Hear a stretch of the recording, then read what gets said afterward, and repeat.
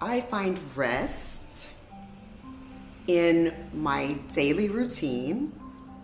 Up until recently, I would carve time out of my day every day to paint or do something creative, even if it was just something like going onto the web and pinning things to Pinterest that I found inspiring, or even limiting my time on Instagram and saving posts from other creative artists that I enjoyed. As long as it was something to keep my creative juices flowing, that became like a meditative process for me because it allowed me to create something to look forward to, which kept me from getting stuck in a rut. But another part of that is carving out time to actually rest my body and my mind. So in that instance, when I am painting, it is like a meditative process for me. So I am able to kind of tune things out. I'm able to quiet the chatter in my mind, and I'm able to put the inspiration that I've picked up along the way into fruition. The truthful, honest answer is no, I am not getting the rest that I need, as evidenced by my recent hospitalization. So I have been forced into rest, forced into my medical vacations.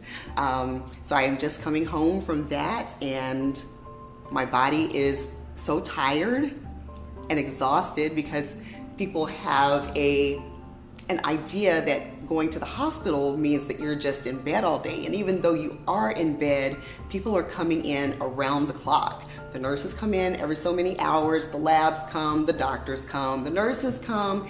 So I call it a medical vacation, but it is anything but. Ooh, as a community, I think from personal experience, particularly working for corporate America versus my life now,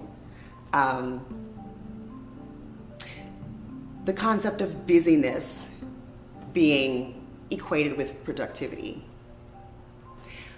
There needs to be a huge shift in that paradigm.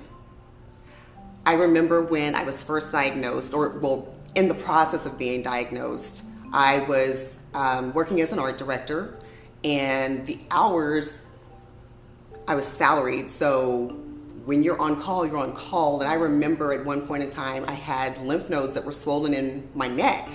And I left work, went to get my ultrasound, and came back to work and stayed until 10 o'clock that evening. And it was at that point that it clicked, like, no, this cannot be life. This cannot be life. And, I've got a 10-year-old daughter at home. So that's really when my mind started to shift from, do I need to be busy or do I need to be productive? Because there's a difference between the two.